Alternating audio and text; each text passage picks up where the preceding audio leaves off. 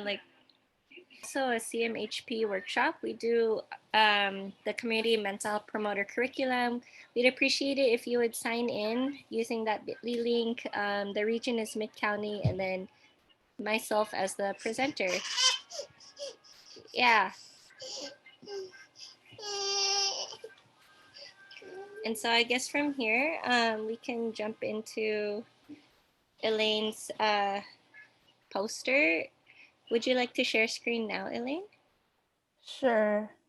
So I have a poster to share, and primarily it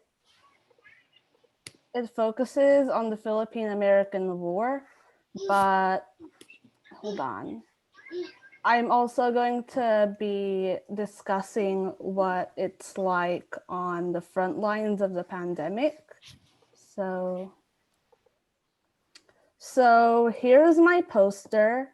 So to provide some background information, so like, why did I choose the topic of the Philippine-American War? Well, this is gonna sound kind of weird, but firstly, we have a History Day competition at my school, and I originally wanted to do this topic on the Philippine-American War, but then somebody else already took it.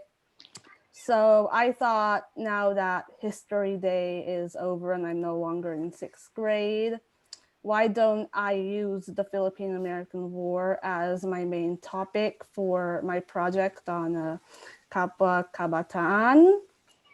And also, I really wanted to learn about what the war was like and how it contributed to anxiety.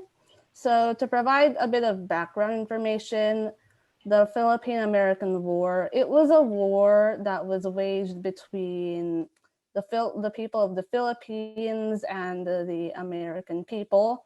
And it was basically a fight for independence because the Philippines had already been colonized by Spain for like around 330 years or so.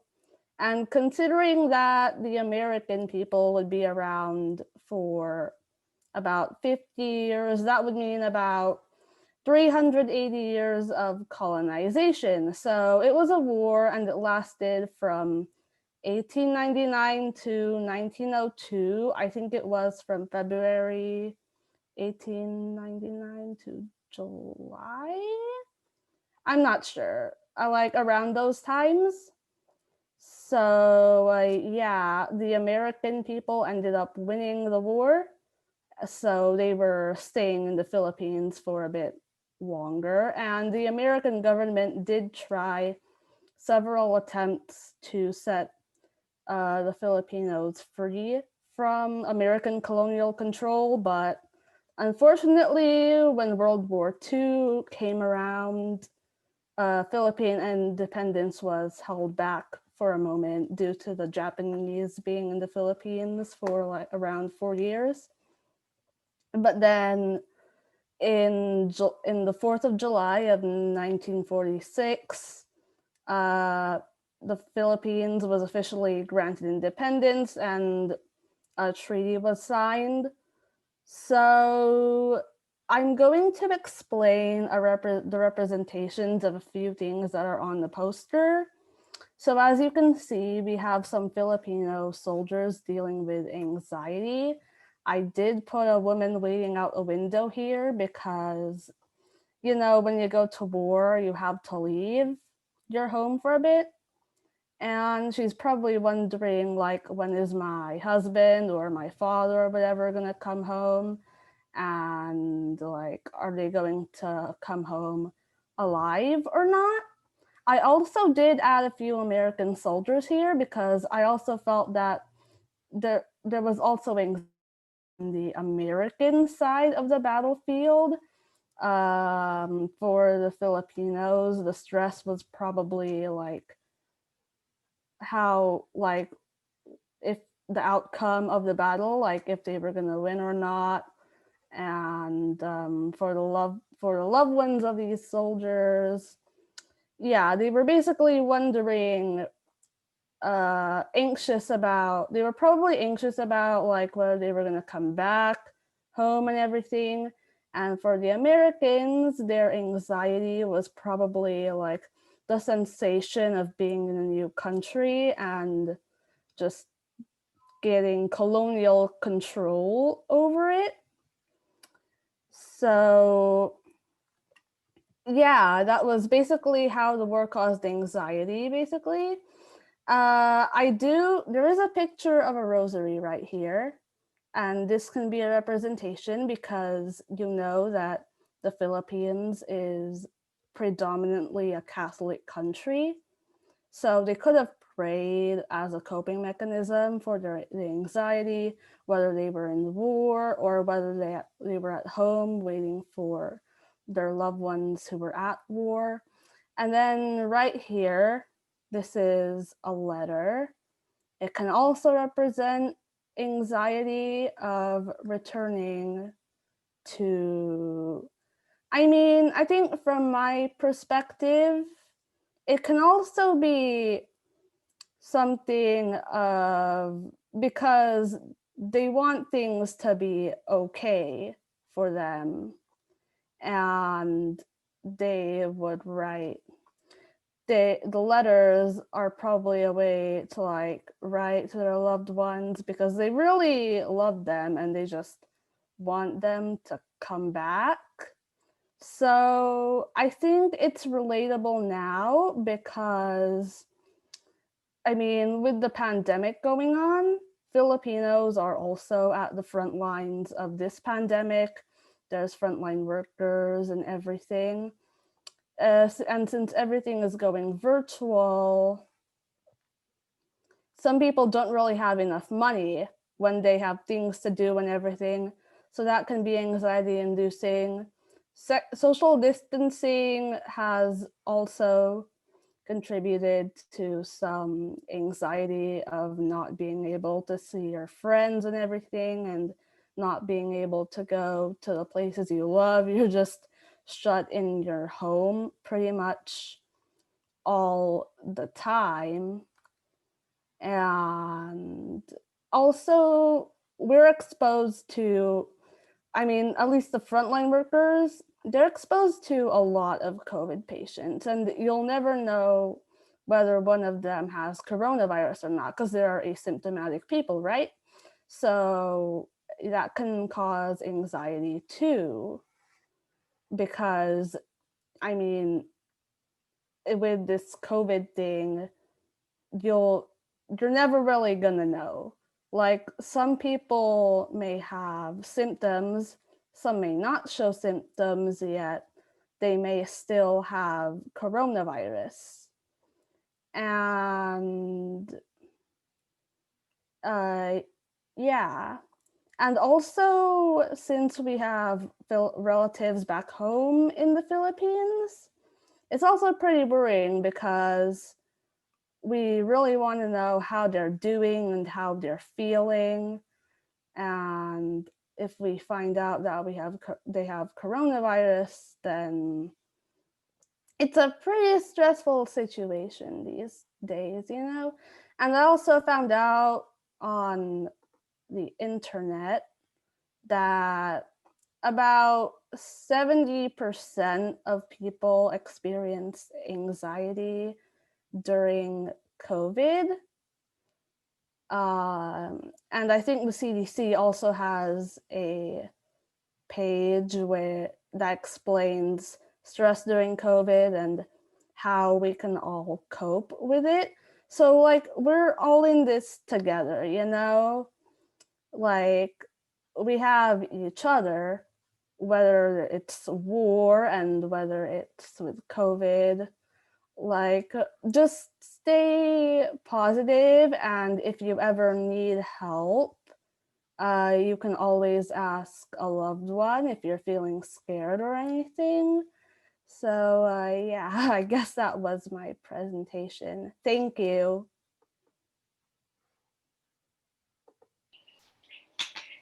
Hey, great job. Thank you, Elaine. Do folks have questions? Sorry, I have to mute.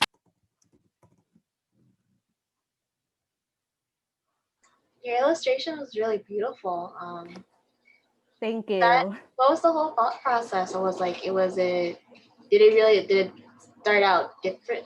Did the start look different from what from the end? I'm not really sure how to explain that. I did try making a rough sketch and I did color some things in, but midway through the coloring process, I realized that there wasn't really enough to the poster. So I decided like how can people cope, cuz like it was kind of lacking that. So I just decided to throw in some rosary beads and some soldiers praying and everything. And I colored it in.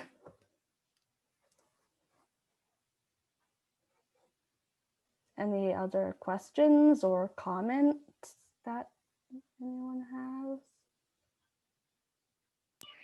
I thought it was pretty cool how you included so many different characters that represented, you know, different people who were involved in the war, from those who weren't fighting, the civilians, to the combatants on both sides. So I thought that was really cool. We get to see a very, or we're oriented to see the war, um, but not favoring like one side or the other, you know? Yeah. That's cool. I want to add to what Nicole mentioned too, Elaine. I do like how you put yourself in the different perspective of the different characters in your illustration and how they might experience anxiety, because I think that a lot of people see anxiety as a one symptom, one size fits all kind of. And so that in this case, there's different types of anxiety, different levels. And so I think that it helps to understand that anybody and everybody can experience it at different levels, at different times, and then from a different lens, depending on what, how you're experiencing the situation. So I really like how you explain that and how you illustrated too. So the word that I'm thinking is that basically you're normalizing the feeling of anxiety, that anybody can experience it, Mm-hmm. and still can function, right? The soldier, they're still doing their job as soldier, but they can still be anxious. The parents can still be so I really like how you normalize anxiety in that way. So thank you for that. You're welcome. I really liked the addition of the symbol of, hope for Filipinos, especially. Like, my mom always has a rosary. Like, if something happens, if someone's in the hospital, she always has a rosary. She put one in my car, so it's like hanging like on my mirror, Yeah. so that, just to like make sure I don't get in a car crash or anything. So yeah, I really like that. Thank you. Anything else? The rosary is very symbolic. Just jumping onto like Wenji's sorry, yes, Wenji, or sorry, I think I got your name wrong. Is it Wenji or Wine. Wenji? Or you could just say wine. No, I want to get it right. Thank you though, YG. About the whole rosary thing, like I think there is a time in college where I wasn't too religious, and then my mom really insisted. I was like, no. Have a picture of Jesus by your bedside, like at all times, and like I was sharing a room, and so and then she also just gifted me a rosary, and now it's always in the car and everything. So, what made you want to choose like the rosary out of like different things? Like you could have just put in a prayer, and could have just put a Jesus or a Mother Mary or a dove. Um, yeah, so Francis and I, we were brainstorming ideas for my project, and like I thought of a rosary because like since Filipinos are all Catholics and everything, I mean like mostly, The rosary is a very important part of our culture, and I think it emphasizes our Catholic faith perfectly, because even in the bad times, like, we always have God and He is always there for us. So I think the rosary is actually a pretty good addition to the poster because of what it represents in Filipino culture. I have another question, Elaine. Hmm? I think it's really cool that you you find ways in your schooling to learn about your Filipino history and culture. What else do you want to learn about Filipino history? Or like what topic of Philippine history do you want to learn about next? You know, sorry. Like, I'm not quite sure, because in my History Day project, it was about the Spanish colonization of the Philippines, and like there was a lot of things going on for over 330 years, and the Philippine Revolution, it happened, and I kind of do want to talk about that. It was an important part of my History Day project, but I kind of really want to know more about it.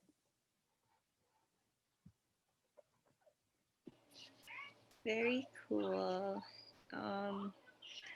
Anyone else have questions? If not, we can move forward to a little bit of mental health curriculum. We good? Okay. So thank you again, Elaine, for creating such thoughtful art. So you talked about history. Now we're gonna learn a little bit about anxiety, right? A little bit more in depth. I'm gonna go kind of quickly because everyone in here has been to a lot of the CMHP curriculum already. So some of this may be new, some of it won't, but we'll get through it. So basics of what is mental health, stress, anxiety, signs and symptoms, types of anxiety disorders, risk and protective factors, and then how can we help ourselves and others. So health, right? It's not just the absence of a disease, but it's a resource for everyday life, physically, mentally, spiritually, as well as financially. There is no health without mental health. The two interact with each other, so you have to take care of both of them.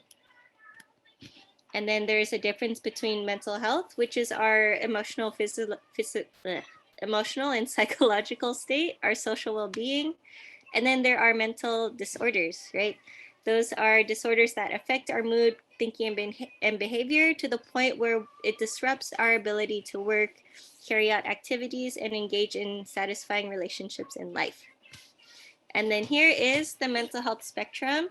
We can be either well, become unwell, very unwell, and in recovery. But what's important is whatever you are feeling, you have access to what you need, resources, support to bring you back to a state of wellness, whether you are seeking early intervention, seeking treatment, right? All of which should be accessible to you and your loved ones. Stress is a normal response of our brain and body to challenges or demands in life. They can happen once or chronic, long term, right? Like war, it can be a stressor that occurs that is persistent for several months or even years. But the point is that our bodies somehow, some way, will be able to return to baseline normal functioning.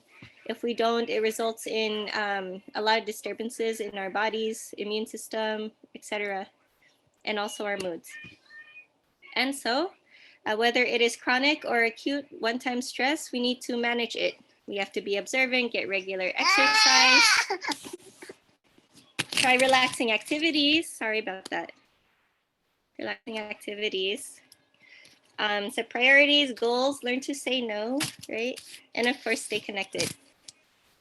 So moving on to what is anxiety. Jaden. We're gonna go through it. Hold on. Okay. We're going to go through it through kind of like an interactive Q&A, so feel free to just type in the chat your response. True or false? It is normal for people to experience fear and anxiety when they experience Jaden. Okay, hold on.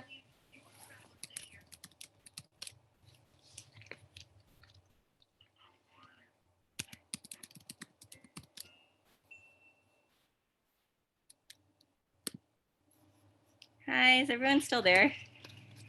Yeah. Okay, cool. By the way, she probably put into present mode because I can see your notes. And I know the first question is true. So point for myself. Yay, thank you. All right. There we go. Yay! Yes, it is true. And how about this question? True or false? Anxiety disorders are different from normal fear and anxiety because the fear and anxiety do not easily go away soon after the stressful or scary event goes away. True or false?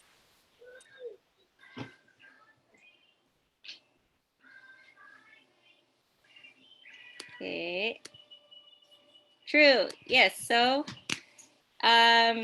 basically applying what we learned, what's the difference between mental health and mental disorders, right?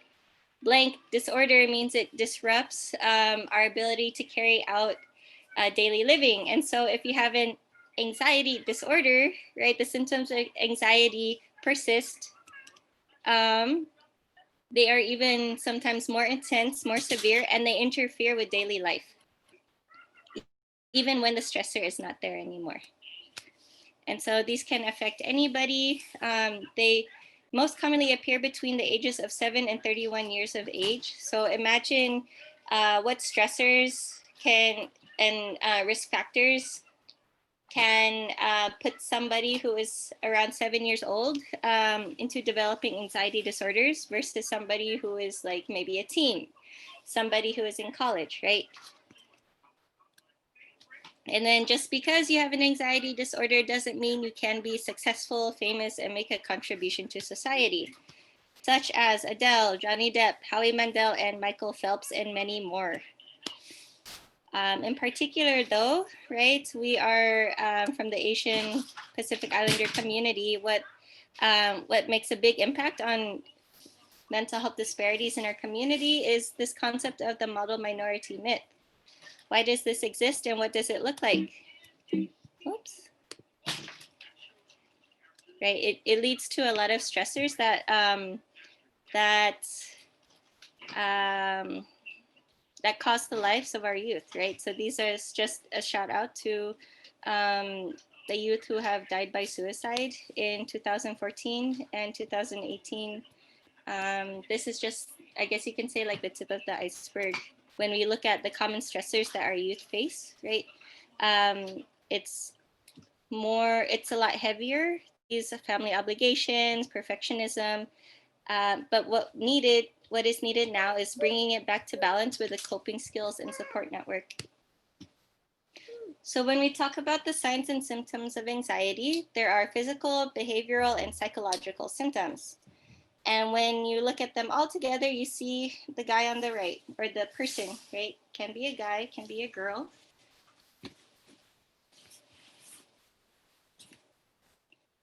And so when we look at physical signs and symptoms, this includes cardiovascular, respiratory, neurological, GI, and musculoskeletal symptoms. Many of these can mimic and can look like life-threatening medical events, definitely needing medical attention, such as heart attacks, right? We'll talk more about that later. Behavioral signs and symptoms can include the avoidance of situations, obsessive or compulsive behavior, as well as distress or phobic behavior, like the fear becomes overwhelming, right?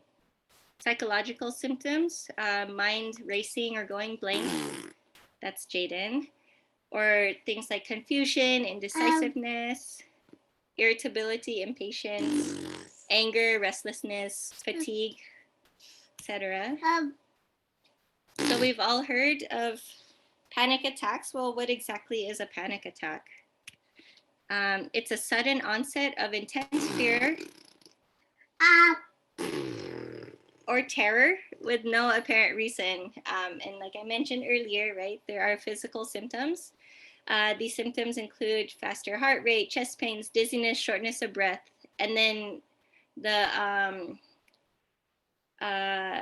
psychological symptom would be this immense fear of losing control, right? And it can be confused with having a heart attack, can happen anytime, place, and sometimes occurs when people are even just thinking or experiencing a stressful event, right?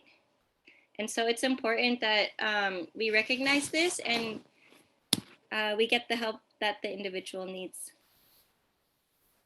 Some celebrities have described what a panic attack is, and they've both said it really feels like you're going to die. Panic disorder often begins in late teens or young adulthood. It's more common in women than men. People with panic disorder have reoccurring panic attacks. They are worried about possible future attacks, and they may even avoid places or activities for fear of having a panic attack. And this results in them feeling ashamed or discouraged for not being able to carry out daily activities.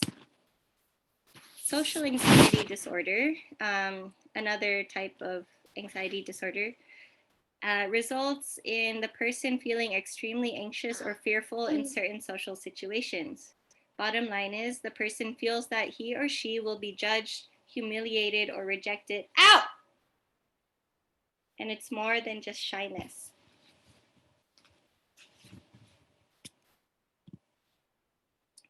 Right, so what may the person experience with social anxiety disorder? Again, symptoms that range from psychological to physical symptoms, feeling nauseous, mind going blank, feeling scared to talk with or be with other people, feeling afraid that other people will judge them, to the point where they're not able to carry out daily tasks. Generalized anxiety disorder, it often starts in early teens or young adulthood, and it's a constant state of worry, basically, right? And again, combined with different physical symptoms as well. And it, depending on the age of the person, right? Generalized anxiety disorder can mean worrying about different things in life. So for example, children and teens worry about school and sports or catastrophes, right? Such as earthquakes or war, epidemics.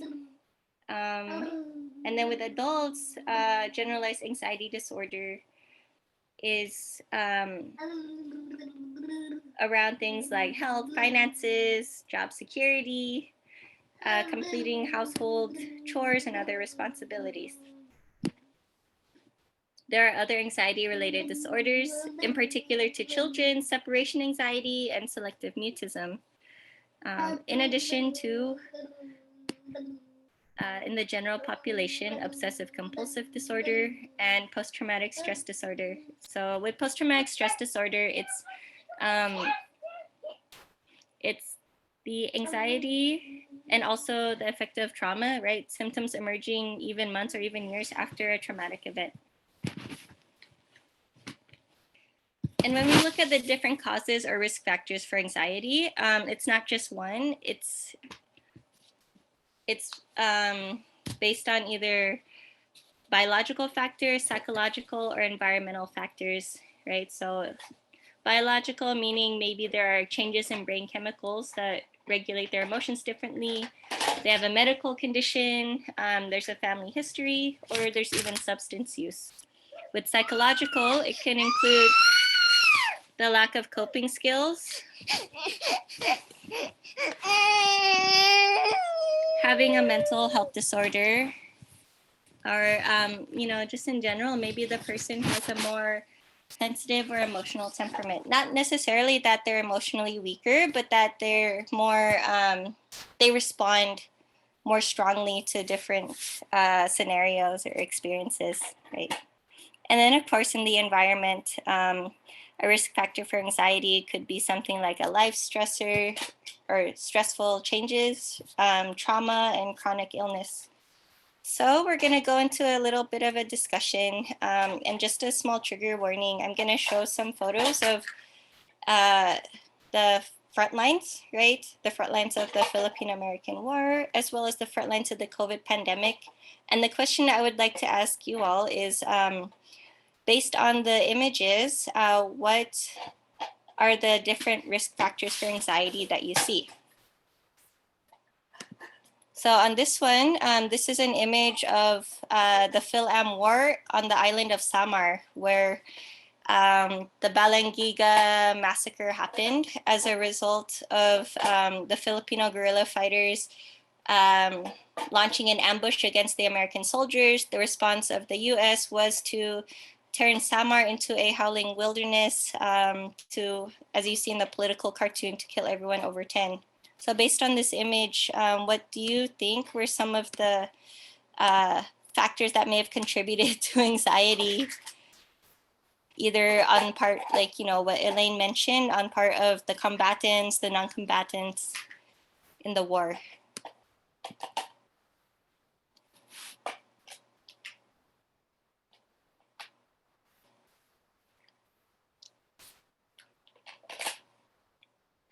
Well, I see that on the top picture there are like soldiers, and they look like they're about to invade people's homes. So what probably caused anxiety was that having a gun pointed at them too, and also fear of like their home, which they've lived for so long in, like for so many years, is going to fall and get destroyed because of all of this chaos. Oh, sorry. Very true. Anyone else? So I see.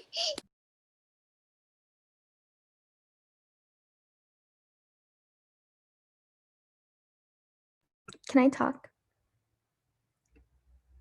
Yeah, go ahead. Yeah. Okay. Well, on the bottom right picture, it literally says kill everyone over 10. So, you know, it's probably really scary because you can even see at the top, like they're like aiming for like the kids too. You know, like even if they're over 10, like they're still considered like really young, like they still have their whole lives ahead of them. And a parent really doesn't want to see that. So that probably caused a lot of stress and anxiety. That's great. Thank you. Anyone that especially like what you said about like that's a kid, um, but apparently they're considered not kids, and you know, stress and parents and anxiety is like, all right. So who survived them today? Anyone else? Any other comments? Observations that we think that could cause anxiety or stress? I have a question. Yeah.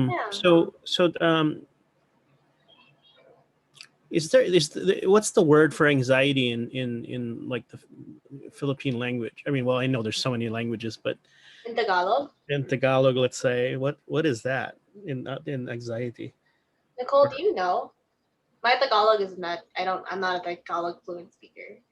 I'm going to use Google Translate. I wouldn't. Yeah, they have a Visayan translator also, or as one of the languages. Tita Ernal, do you know? That's really tough, and that's a good question. I don't actually. I was just thinking that I was gonna do what Elaine was gonna do, like get a Google Translate too. Because I was thinking about my childhood. Like, my parents were always, I mean, what I would call anxious or fearful, right? But I don't think I've ever remembered them describing it as a symptom. I saw it, but I don't think they would talk about it as if it was like a medical thing, like my blood sugar, my my high blood. I heard they would say that or something like that.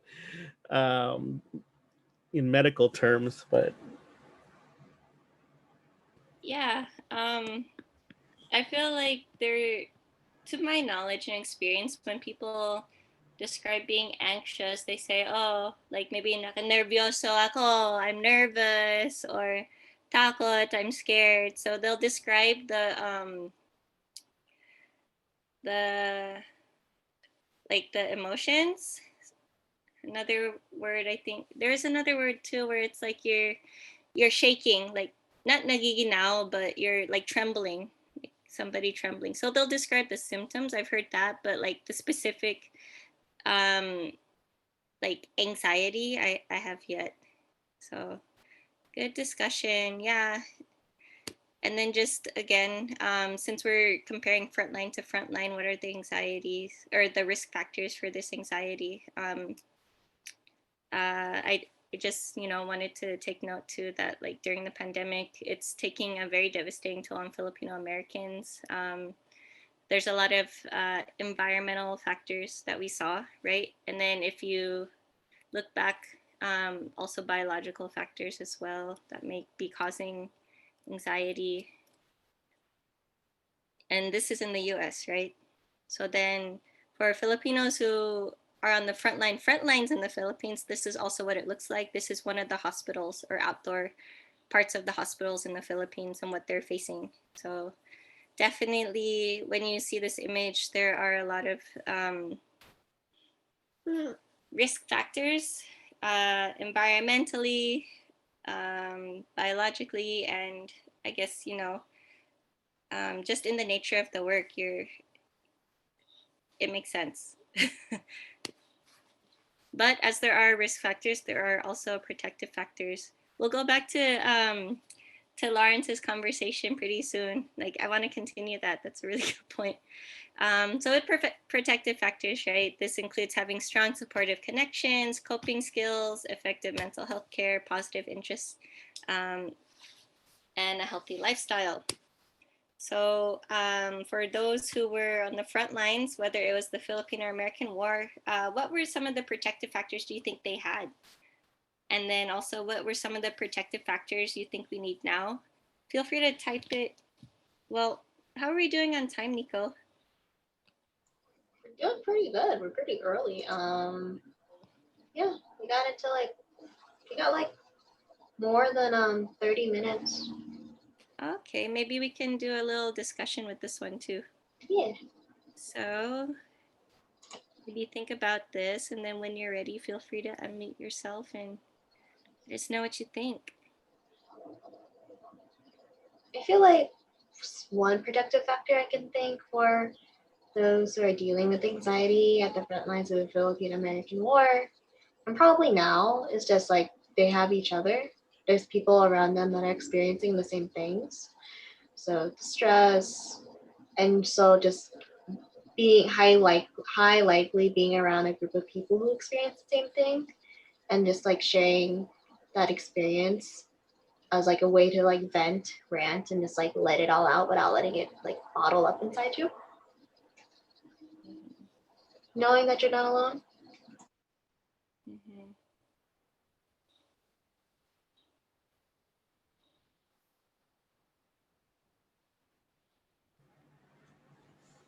I think religion is pretty important. I mean, I think the foundation of it is really community piece of the. Well, I guess it's different for different people because depending on the kind of congregation you're part of, if you're part of the Filipino ministry, for example, then you have a higher degree of identification, and you're probably more in contact with others. Whereas if you just have a strong faith, but you're not necessarily active in the church, then it's more of a spiritual reliance on like providence or God answering prayers or something like that. Rosary, groups, things like that.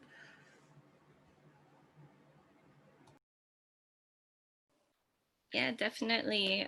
The rosary has been very, I guess, important to our sense of spirituality from even decades ago, hundreds of years ago, or even right? Until now, it's not just symbolic, but it's something very material, right? How about what protective factors do you think our community needs now?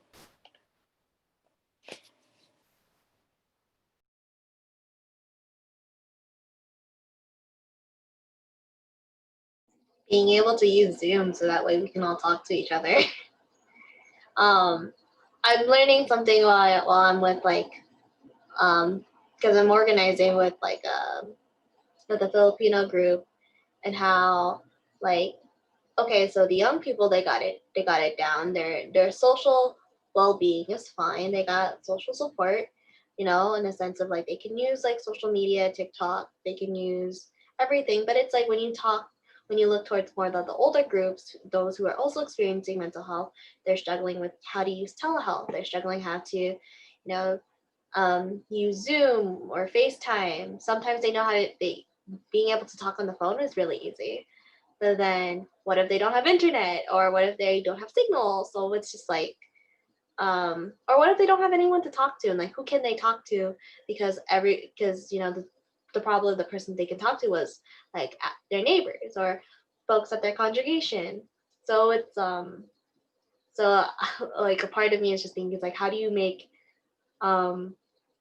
things accessible, especially during the pandemic?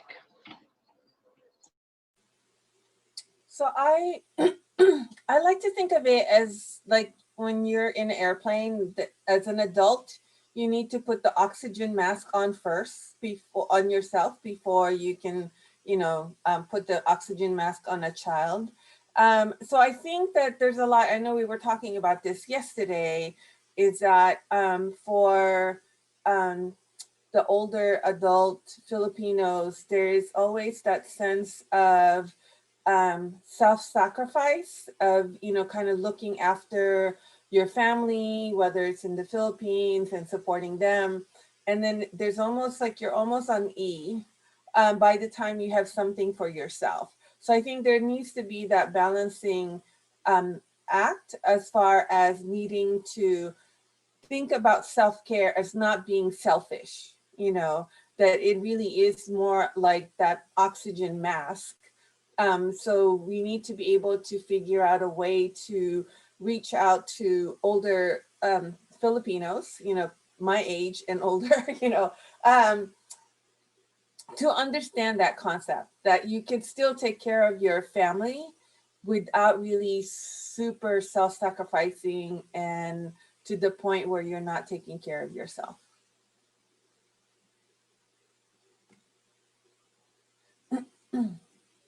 Definitely true. I feel like, you know,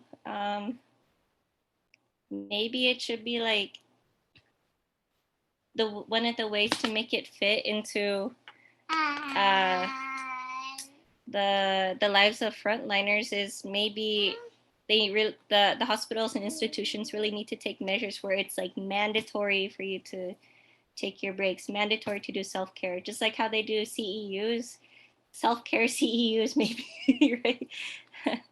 And of course, like I guess like the continual work to overcome the stigma of mental health, visibility of more people like us, social workers, mental health advocates, and the like.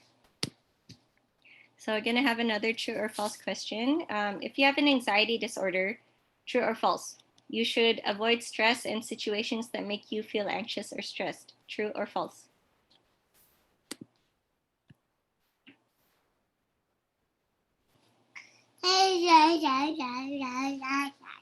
Nico says true. Anyone else?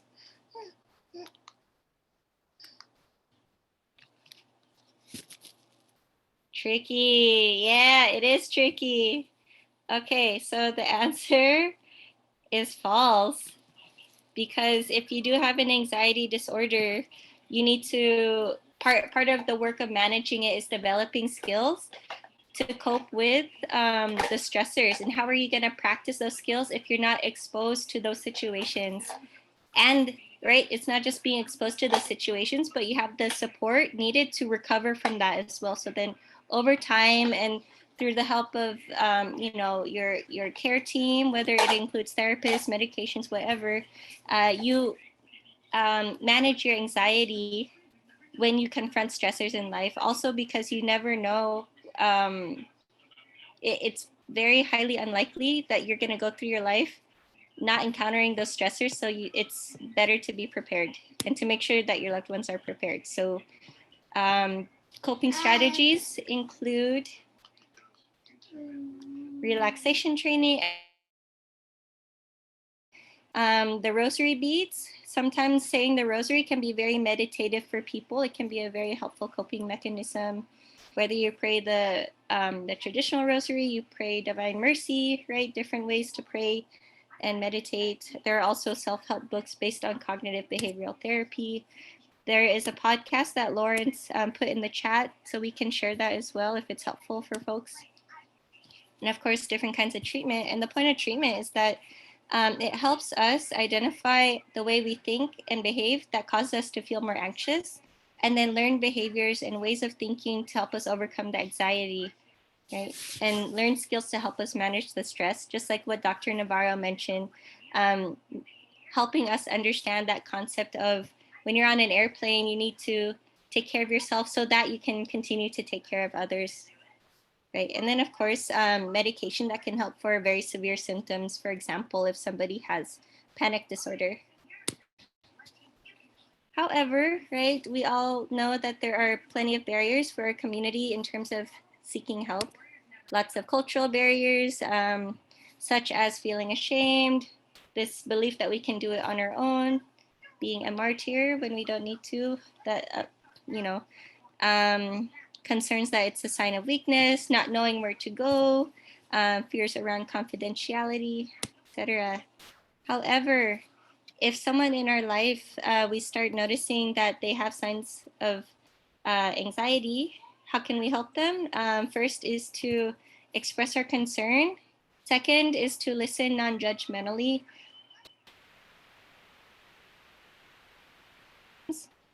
And then we continue to be supportive and positive, right?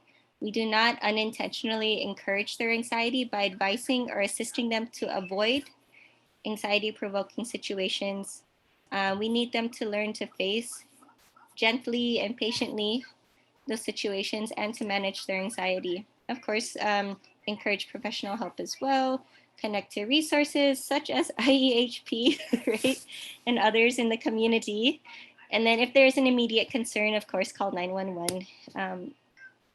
If you or someone is in a crisis, you can text or you can call the national hotlines, text home. There's even a teen line, right? You can text listen to 741-741. In Riverside County, we also have a helpline, a substance use cares line. We also have 24/7 mental health urgent care centers in Riverside, Paris, and Palm Springs. More resources. We also have a family advocate program that covers Mid-County and Western region, as far down to Temecula and as central as Riverside, right next to UCR near Ruston. Here are resources on anxiety. This is us, APCTC's Riverside Counseling Center, and then the Phil-Am Mental Health Resource Center, both of which are in Moreno Valley. We also have an Instagram for Couple Youth, and I'm gonna show a bunch of flyers because our couple interns are so creative and just have so many workshops coming up, such as this, right? Parts of our Filipino community. So this workshop is also on anxiety, but it's also about one of our interns' personal journey to reconnect back to her Indigenous roots and how that can help others as well. We have another person, the topic is substance use, and they wanted to intersect it with rave culture, right? And then, right, we've been talking about rosaries, faith, and spirituality. So what Angela and Chelsea created was this concept of a Bible sharing or a casual Bible study around this theme of like a river. So that's the Bible verse. Behold, I will extend peace to her like a river. Then more substance use workshops, right? This concept of toxic to our body, and then also toxic Filipino culture, like destigmatizing the usage and destigmatizing recovery. This one also substance use, but relating to how can we bridge the gap, right? Bridge the gap between our family pressures and substance use. This one is around the colonial mentality and trauma. So today we talked about the Phil-Am War and like how that process was to fight for independence, and yet to this day there are still lingering effects of the colonial mentality. How is that related to trauma? And then this one is really cute. It's about depression. Okay lang kung hindi ka okay. It's okay if you're not okay. Kind of like a take on not just On the Wings of Love, but a reference to that Korean drama. And it's a way to shine light on the topic of depression. All of which these projects will be showcased at Showcase December 5th, Saturday. We hope everyone can attend and they can meet everybody all at once. And we can hear from our resource speaker, who will be Dr. Andy Subika from UCR's School of Medicine. We also have a parenting course as well. And not just a sign-in sheet, but an evaluation so we can continue improving and growing our programs.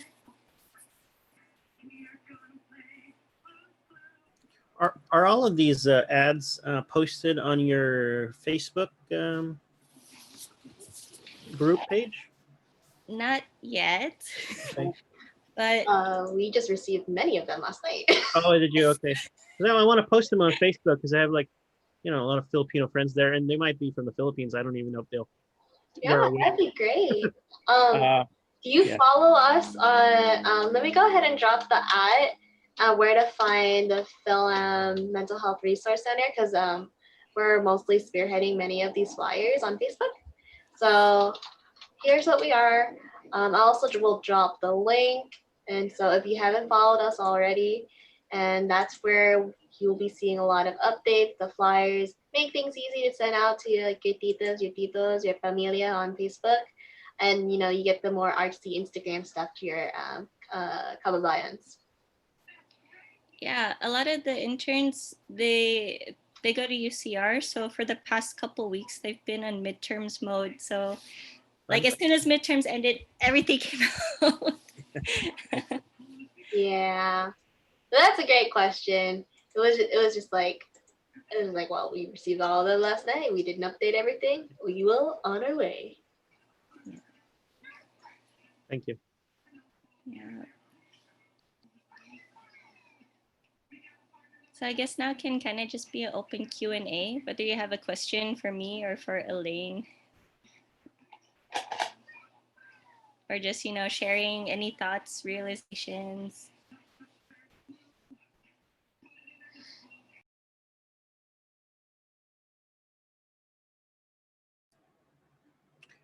Yeah, I think it's I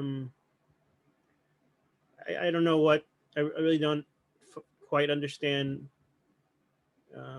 Filipino thought process necessarily, because it's curious to me, because I don't know, because I sent this to the Filipino club I started at my work.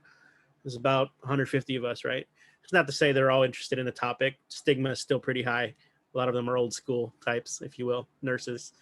And they're not in the behavioral health field necessarily either, or they're not at all.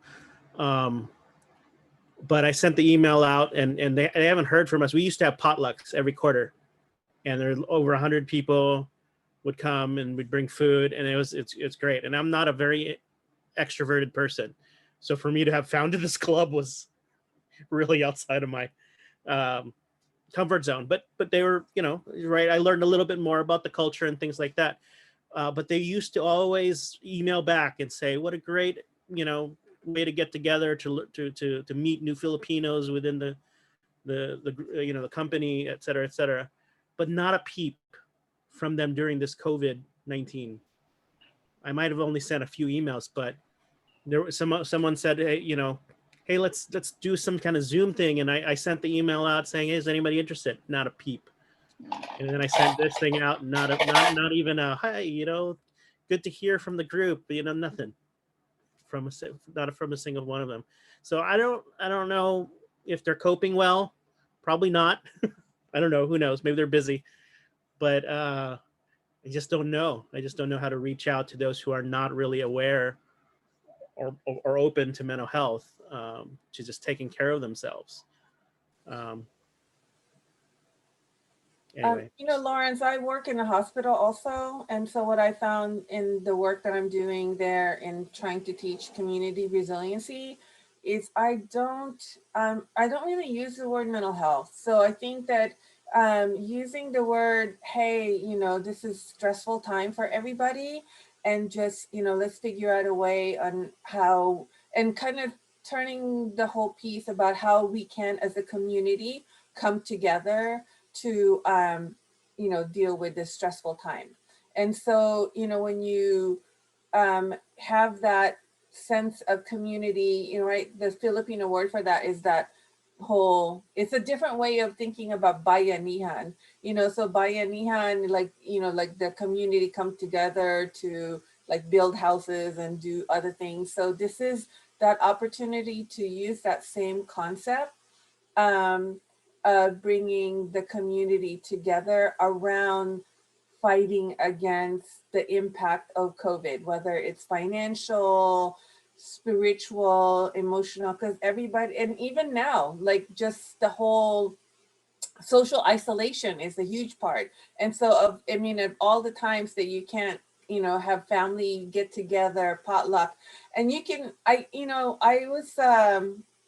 belong to another group organization. I thought, one of the things that they were talking about was having a Zoom karaoke, so, even just doing that, just having a Christmas, invite them to, hey, let's have a Zoom Christmas caroling and sing, Filipino Christmas, music or song, or, there has to be a different way that you can, we can reach out, in that way, and you not turn it around, but use those same things that draw people together, those cultural values, and reframe it is the word that I'm looking for. Sorry. Yeah.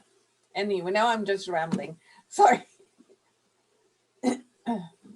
I also want to respond to that. First of all, congratulations for opening up like a Filipino club at your work. That is hard. And I'm talking from a student organizer experience. Starting up anything Filipino is hard. And so like, and I really do see your worry, because the whole pandemic really shifted during one of my, I would call like my most like pivotal like year of being on leadership for an undergrad, from where I can receive an audience of 300 to where I'm just receiving something of like 10. And so the pandemic really took a toll on like, the Philam community. And maybe if this is something that you feel like it's experienced in your club members, where people are feeling fatigue, exhaustion, no motivation, lack of to just like even get up, because it's just like the feeling of being on Zoom is so it's not that special. It just feels like you're going into work. It feels like you're going into classes, especially when like you are on your desk for like 8 hours a day, 12, maybe more, maybe less. And so like that feeling of stepping into a room with like all your kapwa, your bayanihan, your people, it's not there. And that's the problem. Like I see a lot of Filipinos are facing when it comes to the whole organization side of things. Is like, how do you bring that special feeling back? That feeling of like, well, let's like of what how to replicate a very similar feeling of making people feel like together and like for giving attention, and we're not using it for work. And the best thing I gotta say to you is just probably reach out to like one person from the club. That one person can become three can can become like 7, 7 becomes 10, and just replicating like a strategy of just like building relationships, things that were sort of lost during the time when the pandemic started, because like people are buying, are panic buying, or panic sharing everything on Facebook, and it's just like we're not sharing a space. Sorry, I live next to a fire station, and I'm trying my best. I usually would mute myself. It happens a lot. And it's just, I don't know what happens. I don't know whose mixtape is just like being dropped, or the fact that we're in SoCal, and I don't know like whose gender reveal party is starting another fire again. But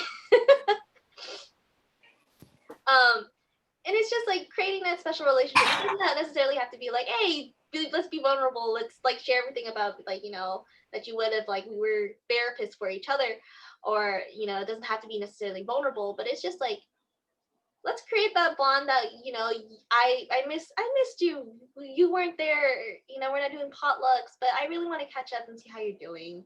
And it creates that special relationship so much more special, because it's like you're putting, instead of like putting effort into making a meal for everybody to bring to like at the potluck, you're making like a little hearty, heartful heart food of like meal. I don't know. I was gonna connect it to meals, but I don't know what word would fit. And with one person, and just like that one person will expand that to like many people. So I hope that works. That's actually helpful. I appreciate that, because well, on the karaoke idea also was, like, I joked about that. The one that said, hey, let's get back together. I said, what do you want to do? Zoom karaoke, like, as a joke, but that's actually a good idea. Not that I'd be comfortable enough to sing on Zoom, but I use another platform for my teaching, which, as you were speaking, I was thinking about how to reach out to that same club, right? And it's a little awkward using Zoom, and they might just think, oh, like you said, it's so associated with school or work, and they got to put their kids on Zoom, so they might have like a psychological aversion to Zoom already. But I know it sounds similar, but the other platform is called Loom, LOOM.com, and you can sign up for it. It's free. You can make quick little videos. It's used by like professors and actually business people too, to sort of, I know the idea is to replace email. It will never replace email, but just to add a visual touch, because it's so easy to just record yourself on it to send a quick message to explain whatever message you want to explain, and then you could just send the link to the person, and it there's no uploading, it's all in the cloud, so you just have to send them the link. Hey, watch this. It's my message to you or whatever, and you could share screen just like you would on on a Zoom thing or whatever, but it doesn't feel like the same kind of thing. So I was thinking of doing that too, just to reach out to them and send a message, and maybe talk about some of the things that you brought up in your presentations here with them, because they might be going through it. And it's not, I hope it's not, I'm assuming it's non-threatening, because they don't have to respond, to let the guard down, hopefully, and to maybe reflect on, maybe I am impacted by this, and pretending like it's not, like I'm tough, a kind of person, but and not vulnerable, or open to vulnerability. So, well, thank you for your feedback. Yeah, I think, I like that idea of being able to just maybe even just group text and sending a tip for the day on how to deal with holiday stress, and preparing for the holidays. And so even just that, like you said, they'll get something, and, just slowly maybe, be able to, even texting the resources that Nicole just shared. Some of that is helpful too. Um,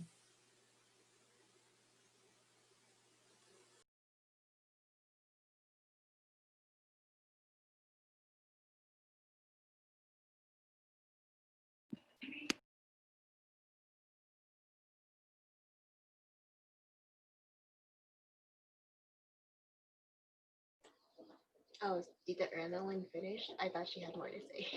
No, I'm done. That was it. Sorry. I should have said the end. It felt like you had something more to say, and I was just like, oh, cool. Well, what's part two? Yeah. So time right now is around 4:15. We did really great on time. We also had a lot of time to just like talk and discuss. I think that's great. And then Elaine did so well. If anyone wants to stay on more, you can. If not, then y'all are free to go and resume the rest of your day. Take a break before you move on to the next activity, right? We're blessed to have extra time, so let's use it. I'll still be on for a little bit though, and then maybe Elaine can stay as well, so we can just debrief too once everyone else heads out. Did you forget about me? And Nico, our favorite Nico. We're so happy to have Nico. Thanks. I love this appreciation. Keep going with affirmations. Let's finish up the 15 minutes with affirmations on me. If you want to stay for affirmations, you can stay. But if not, then bye, and thank you everybody for coming and supporting. Thank you so much. We will send you more emails and updates, and make sure you're following all of us on our socials. Thank you. Great. Thank you.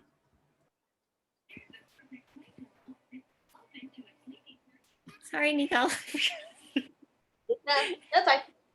No. I really wanted to just like put in like jokes. So I hope you didn't mind me just like doing a little small joke call out. Cool. Because like I was gonna say the last thing, I was just like, if you're gonna have a Zoom meeting, you at one point you gotta be performative. Mm-hmm. To like just bring energy, because like people won't feel that. I like our Zooms because they're very free flowing and casual. So it's not intimidating. People feel the need to be really formal, and it's a lot of work to do so. So Oh hell yeah! You got Jade in there. Is everything good? You chilling? You had like a little crisis. he's on timeout, aka independent play with the TV. But anyway, how are you feeling, Elaine?